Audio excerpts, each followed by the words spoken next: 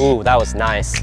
Hey guys, just had a bunker lesson here at Concession with James O, and let me tell you, it was incredible. From what I was doing before to now, we basically broke all the rules, and the outcome was amazing. Check it out. I love doing this. All right, tell me about your bunker play. Like, how do you stand to the ball? How do you swing? What club do you use? So, 58 degree. Okay.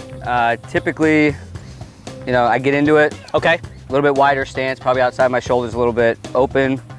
Try and get the club face facing the target, but obviously my feet and shoulders a little bit left. Okay. And really it just comes down to, it's what I've seen people do. Okay, so like, so you don't have a more of a logical reason of why you have such a wide stance and get the club face open?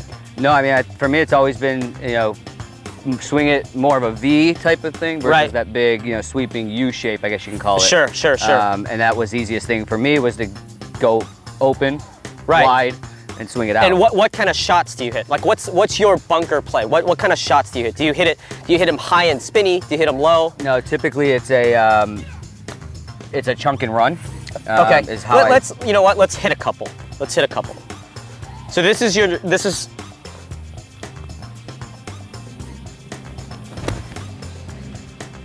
Do you always swing that hard? Yeah, yes. Okay, hit one more. Hit one more for me.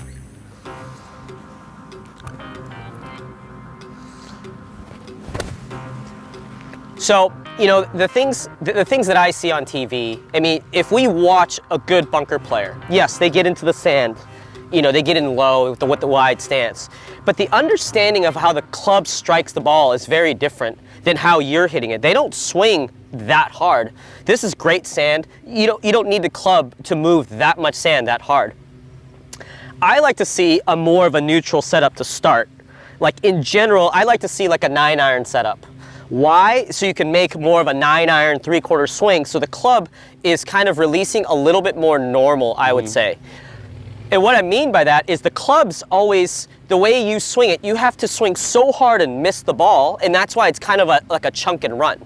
You know, and what I want to see is I want to see more of a solid spinner. I want to see that crisp contact, right? And it's hard to get to the ball that way. Yeah. So I want to see, like, let's do like a 9-iron setup. Let's go to a narrower stance. Yeah, let's go narrower stance. Club face open. The club face is going to point a little bit to the right. Your hands are going to be a little bit more ahead relative to where you were. You're going to pick the club up, hit much closer to the ball. Beautiful, beautiful. And you see how you swung slower there? Yeah. Like it didn't take as much effort because you're hitting closer to the golf ball. And if you do it right, you could hit it quite thin. The ball does not go that far. Yeah. Okay? Okay. So take your time. Nice and slow, small, hit closer to the ball. Take your time. Oh, that was really good. Just the sound is different. Spinner. A big key is holding your finish and just feeling balanced. Because when you start going, what I see is, when you have a wide stance and your hands are back and you're swinging through, cutting across it, swinging really big, if you just kind of look at your finish position, you're like, I don't see too many guys that way. They're more up here. Yeah. For some reason. And to me, I would describe that a little bit more as like a 9-iron follow through. Yeah, no, if that makes sense. Totally. Yep. There you go. Take your time, very close to the ball, slow. Good. Very good. Very good. Let's do it again. Take your time. Slow, small. Oh, that's excellent. Excellent. It's just the ball contact, the sheer ball contact there. Well, a lot less effort. Absolutely. Let's hit one more. Good setup. Good. Nice and square. Excellent. Now, this is not the end goal. This is your starting point. Yeah. I'm helping you build a new middle, a new neutral. As you get better at this and strike the ball this way, then you understand, do I open the club face more? Do I open it less?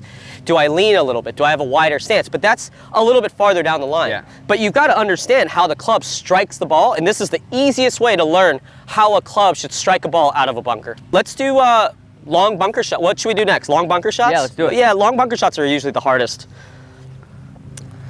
So is it a similar concept with the stance, just not as open? Not as open with the club face. I think the biggest key is making that solid contact. Yeah. Is having that confidence that most guys swing as hard as they can, and guess what? The ball never gets there. You can't chunk it that far. Yeah. And when you start to learn to hit the ball a little bit more solidly, then, you know, if you're swinging with your hands forward, you go, well, you're not using the bounce. I think you're using the bounce. You didn't have to swing. The club didn't get stuck. The club didn't stick in the ground. It bounced right out. There's plenty of bounce on that club, even with the club face open. So, what, you know, I think club face a little bit less open, still slow swing, hit pretty close to the ball, and practice to the point where if you catch all ball, it doesn't go that far past the pin. You know, that's the key. I mean, because I mean, like, what are your thoughts when you hit a long bunker shot? What are you thinking? Well, typically I would go to like a 54 degree because of the chunk and run, right? So I just try to get out to run more. Right. Flying it all the way there is a scary golf shot when you typically play a chunk and run, right? So now you hit it all the way there and it releases over the green, especially to a back pin, right? Yes. So I think the biggest problem with the chunk and run type of swing is when you hit it thin, it's gone. Oh, for sure. I'm hitting it again. Yes, and that's the key, is how do we revamp that where when you miss it, you know, it's not over the green and it's only like 15 feet long. Yep. So let's get into that same stance. Yep, we're gonna go to that far pin. There you go. Let's go right over there. Perfect. Ball a little bit back. It feels back. Yep. Okay, hands forward, slow, and beautiful. I mean, that was hit so perfect, so perfect. And you have to practice to the point where when you miss that golf ball, you start to learn, you get confidence by saying, like, yeah, you know what, when I miss it, it doesn't go that far. Yeah. It only goes a little bit farther. No, All that right, makes sense. Let's see it again. Perfect. Take your time. Take your time, go through the motions. Beautiful. Beautiful. Oh, I love that.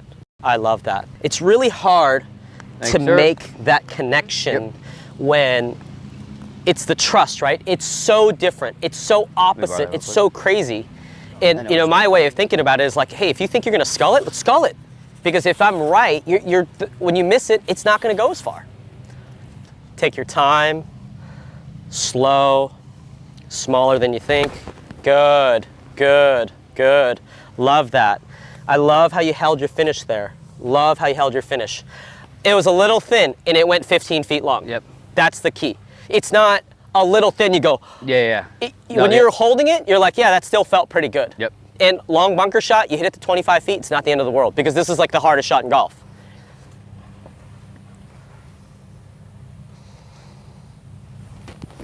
Beautiful. That sound, zippy. What are your thoughts so far? What does the strike feel like? How is it different? Or does it even feel different? It feels much different. I mean, you could see the feeling of the ball hitting and stopping. Right. Versus, you know, instead of when I'm trying to hit a 25-yard bunker shot, I'm thinking about hitting it 10 yards to run the other 30 feet or 40 feet. You know? Right.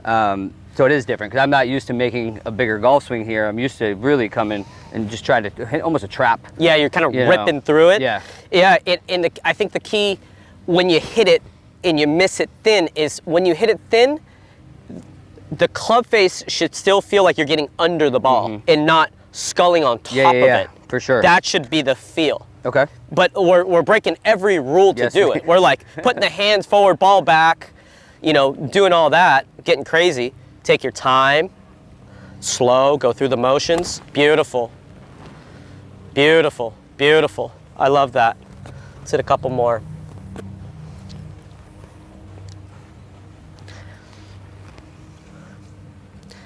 Slow, take your time. Hold your finish. Excellent. One more.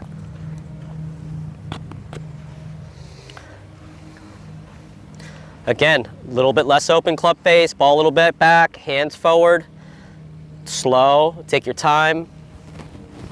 Excellent. And I love how that was a touch heavy and the ball got all the way there. That's like the biggest key is that was technically you missed it. Yeah. and the ball got all the way there. The thin ones, you technically thinned it, and it only went a little long. And it's not, if you watch this out of context, it doesn't make any sense. It's like, do we want to hit bunker shots like this? No. But we definitely don't want to hit it like this. Yeah. It's like, why are we doing that? Because that's the big question. I have never seen anyone who's good out of the bunker, even on video, actually make contact like this. They make contact this way, and then it gets that way very quickly. The better you are, it goes faster that way. So, all right, really fun stuff. I mean, what's the ultimate shot you want to learn out of the bunker? The spinner, the short-sided spinner. Absolutely, absolutely. So it's pretty much everything we talked about times 10. Okay. More open club face. You're gonna naturally, here's the thing, for you, you're gonna feel slow. To spin it, you gotta swing pretty hard. You see guys swing pretty hard hitting spinners. But since you already swing naturally pretty fast, yep. From a coaching standpoint, you don't have to feel like you swing faster. You just swing fast enough. I think the open club face, ball position, how close you hit to the ball is everything. You know, I mean, because how do you hit a spinner? I wonder, how do other people hit a spinner? Like, what's your idea of a spinner? How do you hit it? Well, before it would always be close to the golf ball, come steeper, you know, and hope for the best. But if you blade it, watch out. Yes, and it does spin. If you get close to the ball and you come a little bit steeper on it, absolutely it spins. Yeah. The problem is when you cut across it, and if you really pay attention on the good ones that you hit, it spins really far to the right. To the right, yeah. And you watch the best players in the world, when they spin it, it goes straight. Yeah. It goes straight. So let's hit a couple. We're gonna go to the shorter pin. We're gonna hit, like, this is gonna be like really maximum spin. So open. Club face open, hands ahead. Your weight's gonna almost feel a little left. You're gonna feel like you pick the club straight up, right on top of the ball. You're gonna almost feel like you hit, oh, that was different. That was different. Never had that shot before. Right? I mean, like, hitting that close to the ball is probably scary. It is. Because, yeah, if you do it wrong, it's gone. Pick the club up, take your time, pick it right up. You're gonna feel like you're coming right on top of the ball. Oh yeah. Oh yeah. And definitely, this sand helps. Yeah. Tight, perfect sand. This sand here this is ideal. If you can't hit a spinner out of here, we've got issues. Either you suck or I need to get fired. Pick the club up. Oh yeah. I love how you hold the finish every time. Everyone's like, why do I need to hold the finish? Like, you've already hit the freaking ball. Yeah. It gets you into the right place. If you go, I'm gonna start at point A, get to point B, you're not gonna go and then get to point B. There's gonna be somewhat of a natural motion there that's way underrated. Yeah. Does that make sense? Let's hit a couple more. Okay. Open club face, slow. You're gonna feel slow. Slow, pick the club up, hit the ball. Good. You know what? That was a little bit, just a touch heavy, and you know what? It came out nice. Yep. It's like, that's not the end of the world. That's a good miss. Yep.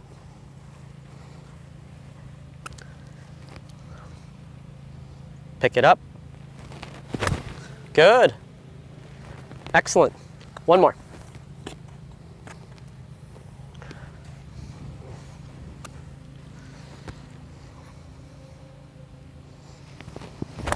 Beautiful. So, like, probably the last thing I want to mention is probably practice. Yeah. Like, I go, okay, so, like, great, we get the setup down. How do we practice?